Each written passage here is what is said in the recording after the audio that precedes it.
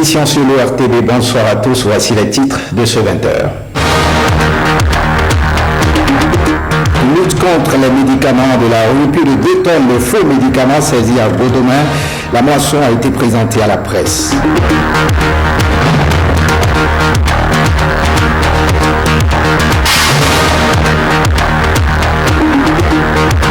L'état alarmant du système éducatif béninois au cœur de la 9e enquête de l'hebdomadaire La Croix. Une rencontre s'est tenue à ce sujet aujourd'hui à Cotonou.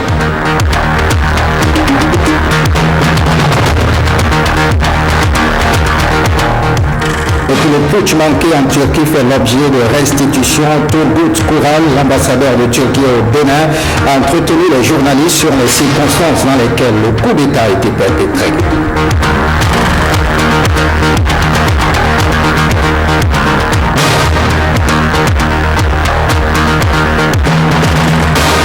Bonsoir, bienvenue si vous nous rejoignez. La lutte contre les faux médicaments reprend avec plus de rigueur. Il a été saisi dans la journée du mardi dernier une quantité de moins 2,4 tonnes de faux médicaments dans une maison dans l'arrondissement de Godomain. Le directeur de la pharmacie du médicament nous présente la moisson. Suivez le reportage que nous propose Jérôme Houdon, Daris Da Silva et Bernard Posso. Depuis l'appel de Cotonou sur les faux médicaments, les fruits n'ont pas tenu la promesse des fleurs. Dans l'arrondissement de Godomain, la direction de la pharmacie du médicament, en collaboration avec la police judiciaire, a saisi chez une commerçante plus de 2 tonnes de faux médicaments. La dame qu'on a intercédée hier ne connaît rien même dans la matière, mais elle est plus que médecin, plus que pharmacien chez elle. Ce que nous avons observé hier, il y a dedans des médicaments sous contrôle. Même si vous êtes pharmacien, ceux qui ont droit de commercialiser ces médicaments-là ne savent pas le faire n'importe comment. Ils sont contrôlés.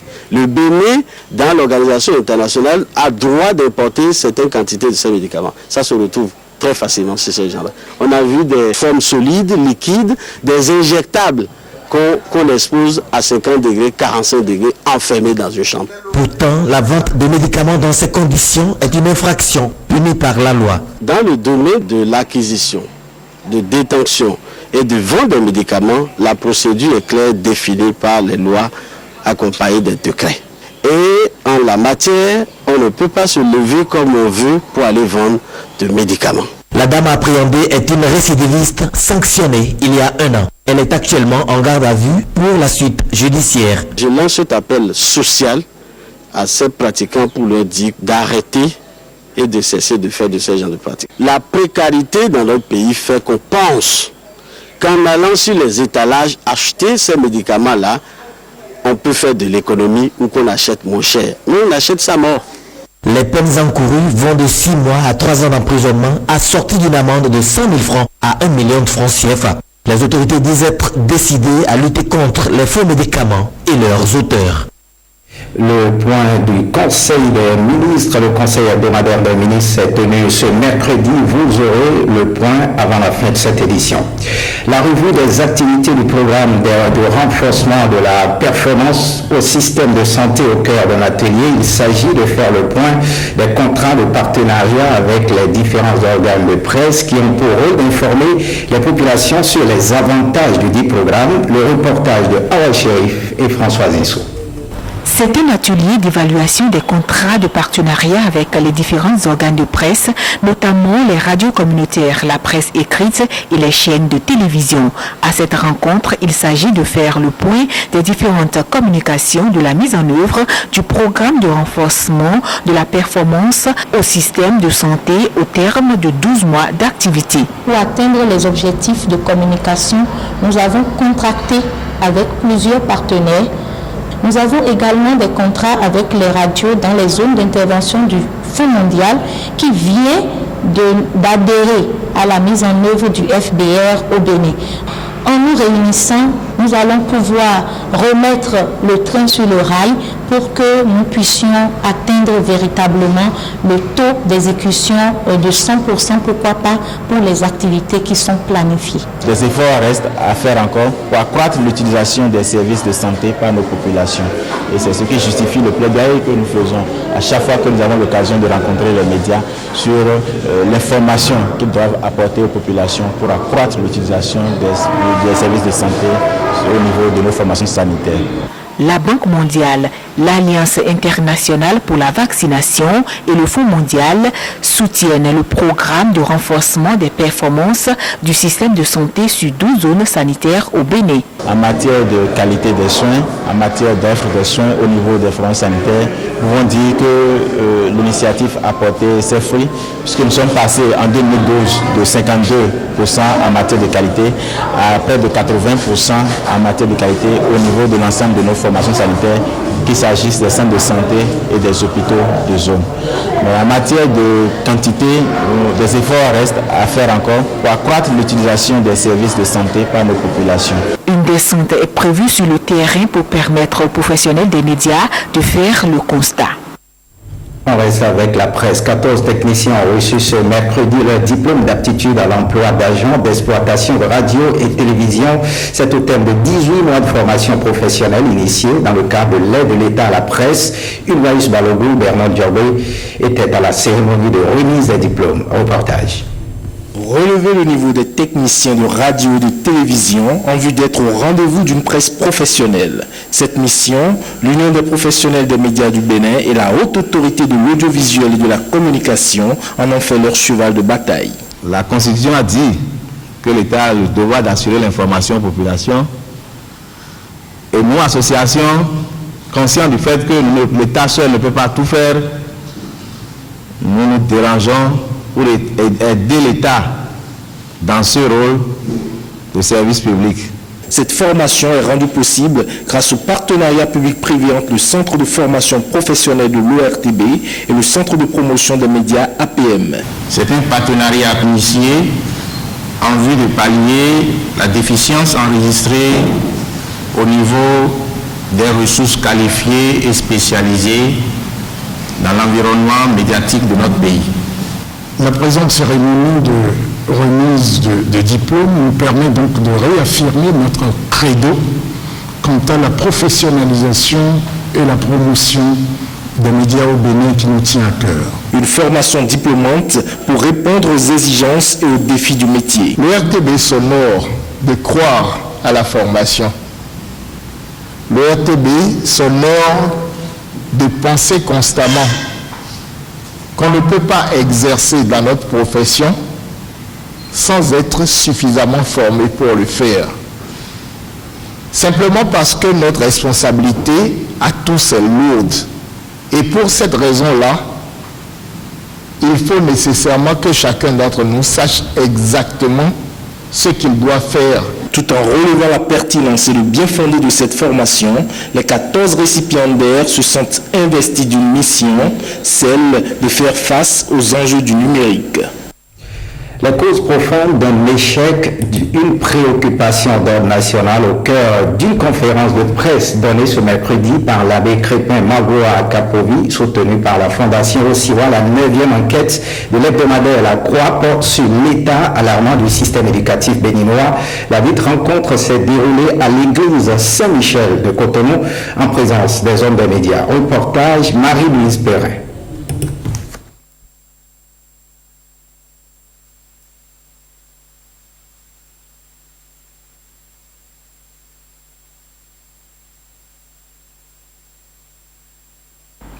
État alarmant du système éducatif béninois, les causes profondes d'un échec. C'est le diagnostic sans phare et sans complaisance aucune qui, quoique loin de vider la problématique de dysfonctionnement, met en exergue quelques faits déplorables. Ce sont les facettes trompeuses de la gratuité de l'école, les méfaits d'une décision populiste et politicienne, les agréments et autorisations d'ouverture, l'aggravation des dysfonctionnements par la mesure de gratuité, les problèmes de subvention, les effectifs pléthoriques, avec insuffisance de salles de classe et d'enseignants qualifiés, la qualité de la formation, les causes des échecs massifs, pour ne citer que ceux-là.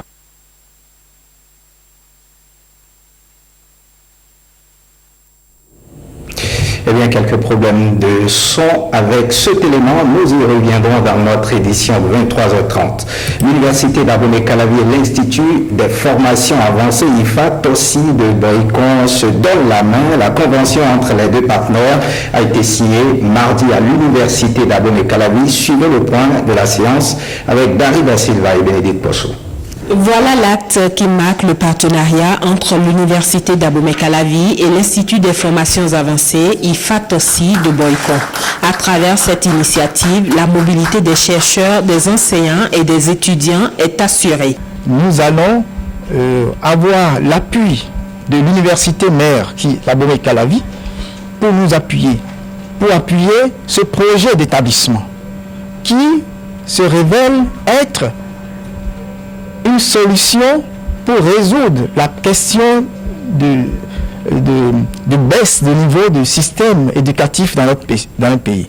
Désormais, avec cette option, nous comptons, à notre sens, contribuer à améliorer le système éducatif de notre pays et de notre Afrique. Ce partenariat d'une durée de 5 ans vient répondre aux exigences du Conseil africain et malgache pour l'enseignement supérieur CAMES. Ça fait aussi partie de la tradition, c'est-à-dire qu'au niveau du Conseil africain et malgache pour l'enseignement supérieur, ce que nous appelons le CAMES, les ministres des 19 pays engagés ont demandé à leurs universités nationales de porter assistance aux établissements supérieurs, aux universités privées qui naissent par-ci par-là. Donc par rapport par exemple à cet établissement d'enseignement supérieur, vous avez vu comment est-ce que nous pouvons les assister à bien former leurs apprenants. Je pense aussi avoir des programmes communs de recherche et de conférences par exemple que nous pourrons animer ensemble. En somme, c'est un mariage de raison entre l'IFA et l'Université d'Abomey-Calavi, un partenariat qui se veut gagnant-gagnant. Commentaire signé Aurélie Sauton. Une question, que se passe-t-il à Zobo, dans le 9e arrondissement de Cotonou? Une voie est bloquée par un habitant qui exige sa parcelle. Ce problème fait suite à un recasement effectué dans ce quartier. Blaise Tampo et Calvado Awan ont fait le constat. Nous sommes dans le quartier Zobo, 9e arrondissement de Cotonou. Ici se pose un problème d'incivisme. Un habitant a décidé de bloquer une voie ouverte sur sa parcelle. Après le recasement, j'ai été mis sur une autre parcelle. J'ai voulu démarrer la construction, mais le propriétaire m'a chassé. Ceci se passait depuis que l'ancien chef quartier était encore en place. Nous avons entamé les négociations qui n'ont pas porté leurs fruits. Voilà pourquoi j'ai bloqué la voie. L'autorité locale est intervenue. Ça fait à peine 2 semaines, on est encore venu le voir ici, avec l'équipe qui a travaillé sur le terrain. Il a dit que sans que lui ne trouve pas sa place là, il n'allait pas céder. Pour le chef du 9e arrondissement, il s'agit plutôt d'un problème de compréhension entre deux familles. Il y avait 2 familles qui étaient en conflit, je veux dire, après mes tentatives de règlement. J'ai compris que je dois encore attendre parce qu'ils ont promis se voir entre eux et me rendre compte. C'est pourquoi la voie là, qui a été fermée arbitrairement, est toujours fermée jusqu'ici. Sinon, on aurait déjà ouvert cette voie. En attendant de trouver une solution à cette situation, les négociations entre les deux familles sont en cours. On marque un arrêt à l'ambassade de Turquie au Bénin. L'ambassadeur de Turquie au Bénin était face à la presse ce mercredi. Turc Coral a restitué aux journalistes les circonstances dans lesquelles le coup d'État a été perpétré. Il a également rappelé le rôle joué par la population et qui a d'ailleurs permis de faire échouer le putsch. Prévène Théo. La Turquie reste debout 2 semaines après le putsch manqué. Une opération menée par une faction des forces armées. Pour l'ambassadeur de la Turquie au Bénin, le cerveau de ce putsch est bel et bien l'ancien opposant politique réfugié aux États-Unis. Ces éléments militaires, ils ont d'abord essayé de saisir le contrôle de l'état-major. Ils ont voulu, sous menace d'armes à feu, faire signer leur déclaration. Un des commandants de l'action illégitime, l'action terroriste, a voulu les mettre en contact avec un certain M. Fethullah Gülen pour lui convaincre à prendre le leadership du mouvement. Le coup d'État manqué a fait plus de 200 morts et plusieurs milliers de blessés. Selon le diplomate, la justice turque fera son travail et les mises en cause répondront de leurs actes. La justice en Turquie, ça fonctionne en langue turque, donc il faut préparer le dossier préliminaire, il faut faire les traductions et ça aussi, ça va être communiqué. Pour le moment, il faut laisser le temps couler pour que les choses soient faites dans l'ordre. La Turquie est signataire de plusieurs conventions internationales et tient à faire en sorte que ses relations avec ses partenaires ne soient point perturbées par cette crise. Notre responsabilité, en tant que l'exécutif ici, c'est de connaître ces éléments et agir pour ne pas donner une autre chance, une autre possibilité pour ça. Ankara semble déterminé à gérer cette affaire avec sérénité afin de préserver son image dans le monde.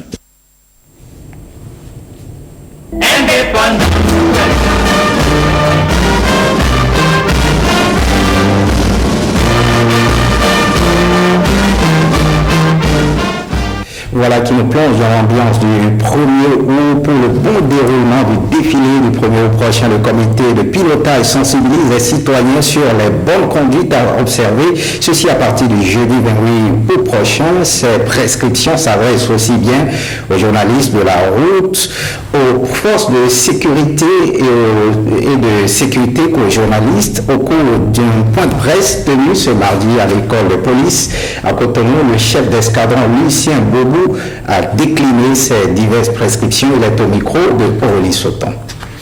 En raison de ce que l'exercice de cohésion des forces armées de sécurité publique et assimilées du Bénin, en préparation du défilé du grand jour à la place de l'Étoile Rouge, commenceront très tôt le 28 juillet 2016.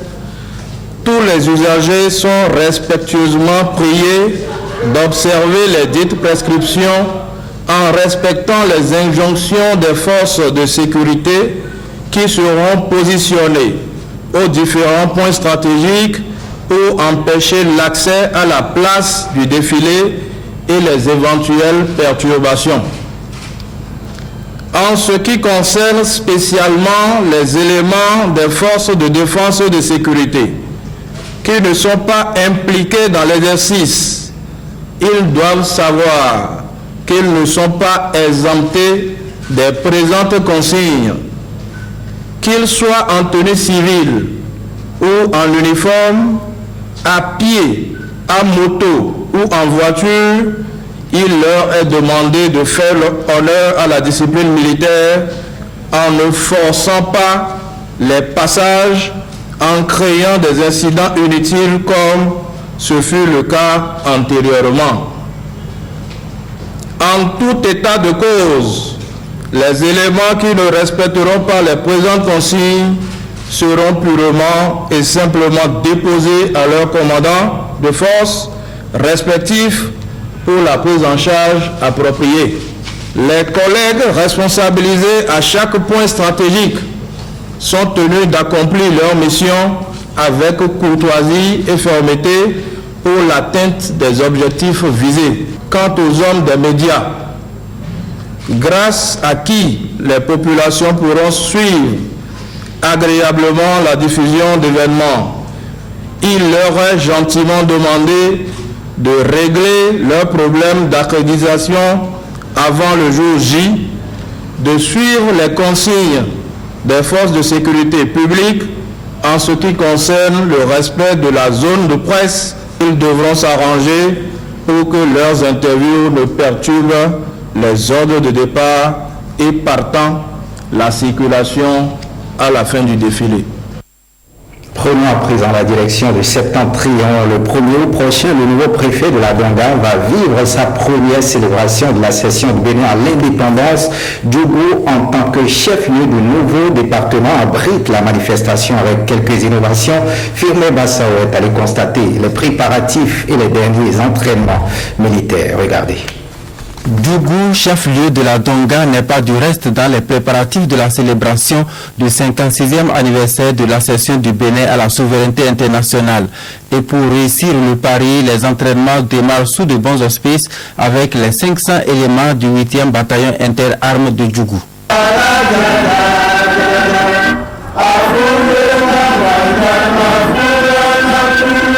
Ce 1er août aura peut-être un cachet particulier à cause de la nomination de tout nouveau préfet de la Donga. Et bien nous, en tant que militaires, c'est le défilé militaire. Donc nous, on a commencé les entraînements depuis près d'un mois au camp. Donc vu que c'est la dernière ligne droite, on est sorti. Aujourd'hui, on a fait notre première sortie pour défiler sur le terrain. Maintenant, on aura exécuté 3 marches. La marche française, la marche normale que vous avez vue. Après, il y a 2 marches qui sont spécifiques au 8e BA. C'est celle prussienne et TAP, la marche TAP. On ne peut pas avoir une fête de 1er août sans cette parade militaire. C'est le défilé militaire qui consacre toute la fête.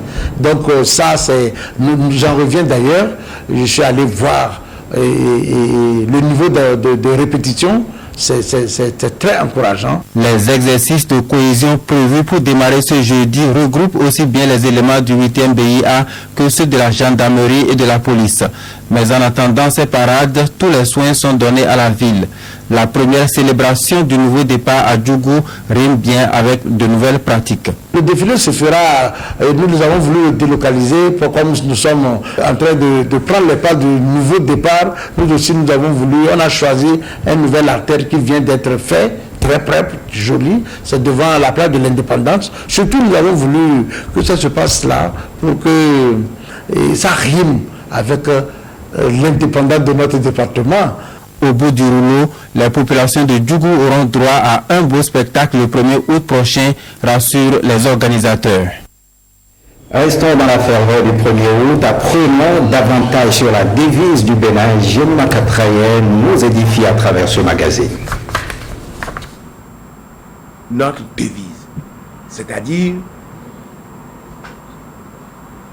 ce que nous devons faire, quelle doit être notre motivation tous les jours. C'est des mots forts, mais qui se tiennent. C'est des mots forts qui se tiennent, qui sont un peu comme les maillons d'une même chaîne. Inscrite sur le sceau de l'État et sur les armoiries du Bénin, la devise de notre pays est fraternité, justice, travail. Ce qui est affiché sur votre écran mental, c'est ce que vous devenez. Vous devenez ce que vous convoitez.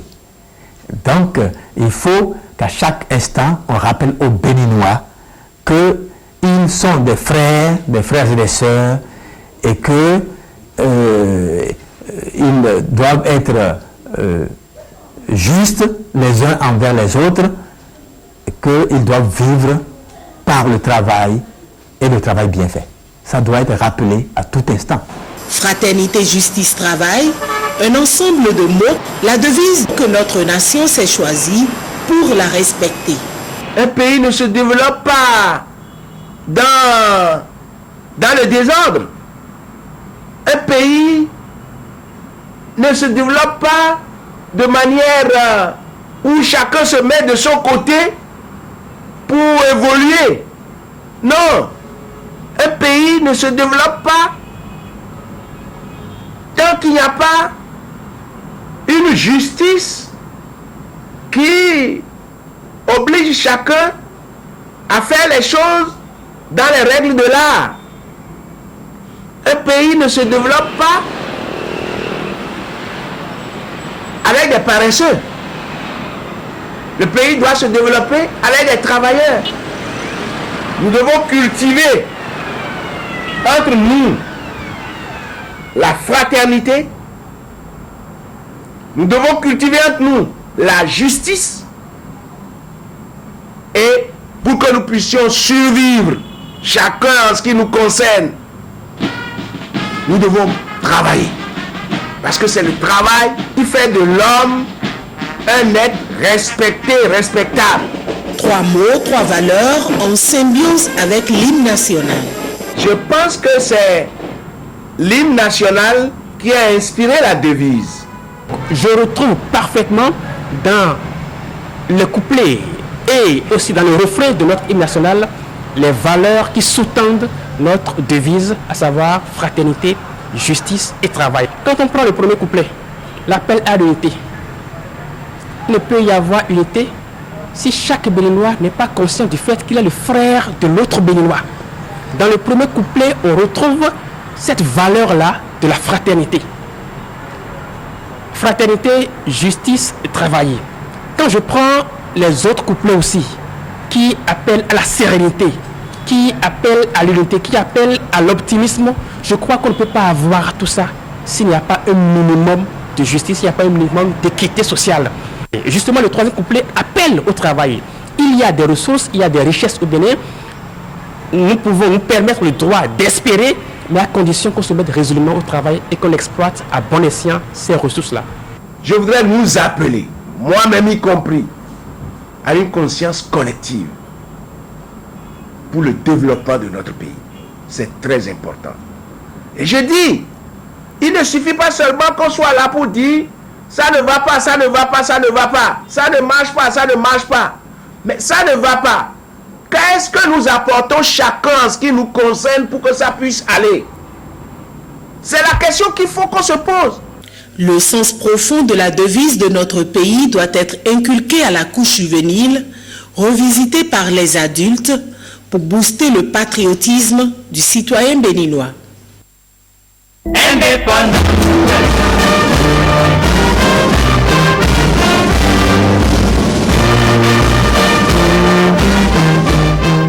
Et on prend la direction de la Marina avec le Conseil des ministres qui vient de s'achever. C'est désormais officiel. La carte universitaire du Bénin va changer de visage très bientôt et va se décliner les jours à venir à 3 pôles de formation. Décision du Conseil des ministres de ce mercredi qui a aussi rendu public les conclusions issues des audits lancés à l'ARCEP et sur la filière des véhicules d'occasion, suivant un extrait du point de presse animé cet après-midi par le ministre d'État Pascal-Irénée Koupaki. Il est au micro de Renaud Akapo.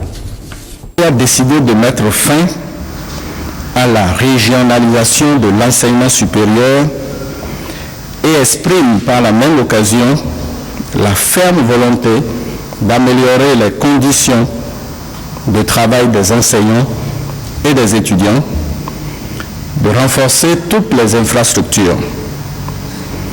Les 22 centres universitaires seront réorganisés et regroupés autour de 4 grandes nouvelles universités. 2 grandes universités plurithématiques, à savoir l'université d'Abomey-Calavi et l'université de Parakou. 2 grandes universités thématiques, à savoir l'Université des sciences, technologies, ingénierie et mathématiques d'Abomey et l'Université nationale d'agriculture de Porto Novo. Au titre des questions de gouvernance, le Conseil a examiné les conclusions de 2 missions d'audit ordonnées par le gouvernement. Il s'agit de la mission d'audit des redevances de l'escorte des véhicules d'occasion en transit au cours de la période 2012-avril 2016 et de la mission d'audit auprès de l'autorité de régulation des communications électroniques et de la poste, l'ARCEP.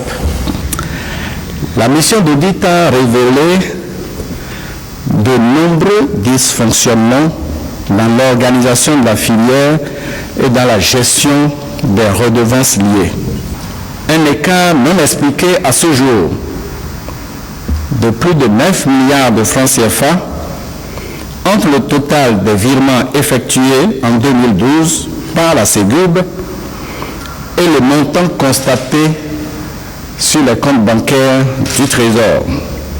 À la lumière des conclusions de l'audit, Et au vu de l'état des reversements faits aux prestataires, dont certains ne paraissent pas justifiés, on peut déduire que la gestion des redevances de l'escorte des véhicules d'occasion en transit, confiée à la CEVIB sous la période sous analyse, est peu transparente et se trouve aux antipodes du professionnalisme et de l'orthodoxie. Le Conseil a exprimé sa ferme volonté d'assainir les finances publiques, d'améliorer la gouvernance de la filière des véhicules d'occasion en transit. Le Conseil a instruit le ministre des Infrastructures et des Transports, le ministre de l'Économie et des Finances et le garde des Sceaux, ministre de la Justice et de la Législation, afin de transmettre le rapport et ses annexes au pouvoir judiciaire pour les suites qu'il conviendra d'y donner. La mission d'audit auprès de l'autorité de régulation des communications électroniques et de la poste. Le rapport à mi-parcours a d'ores et déjà révélé des irrégularités au niveau du mode de nomination et de la gestion de l'ARCEP. Le Conseil a donc pris un décret abrogeant les 3 décrets de nomination des membres de l'ARCEP et a instruit le ministre de l'économie numérique et de la communication en relation avec le ministre d'État, secrétaire général de la présidence, à l'effet d'engager la procédure de nomination des membres de l'ARCEP conformément aux tests en vigueur. Quittons la marina et on prend la direction de l'Aliborie. Les ministres de l'Intérieur et de la Sécurité publique et celui de l'Agriculture, de l'Élevage et de la Pêche étaient à Malanville et à Karimama pour apaiser les éleveurs et agriculteurs en conflit dans cette partie du Bénin. L'affrontement entre ces deux camps, qui ont fait 17 morts en début de semaine, en début de mois de juillet, relève désormais du passé. Agriculteurs et éleveurs ont accepté le principe d'une cohabitation pacifique à l'issue de la médiation des 2 membres du gouvernement, Noureddine Safara et Alveya Mensa.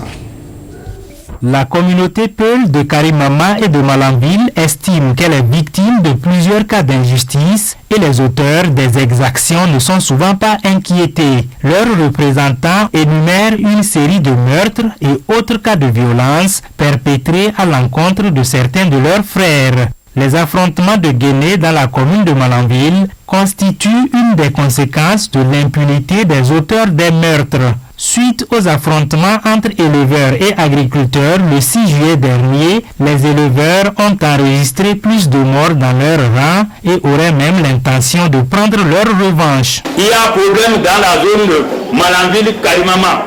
Il y a eu des morts. Et après ça, monsieur le ministre, je suis au courant qu'il y a quelque chose qui se prépare. Et ce qui se prépare, je ne voudrais pas que ça arrive dans notre pays parce que nous voulons la paix. Ces rencontres de Karimama et de Guéné permettent au ministre de l'Agriculture, de l'Élevage et de la Pêche et au ministre de l'Intérieur et de la Sécurité publique de calmer les uns et les autres et de leur indiquer les voies de recours lorsqu'ils se sentent lésés. En les écoutant, le problème est né sur des questions antérieures. D'abord, le non-respect des couloirs de transhumance et de pâturage. La violation de cette entente est liée à des agriculteurs qui sont partis s'installer dans une zone qui était destinée au pâturage. La seconde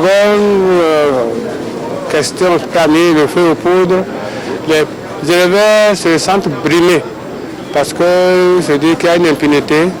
À chaque fois qu'il y a un problème, c'est eux qui ont tort. Et quelquefois, cela se termine même pas des morts d'hommes, sans qu'on puisse interpeller.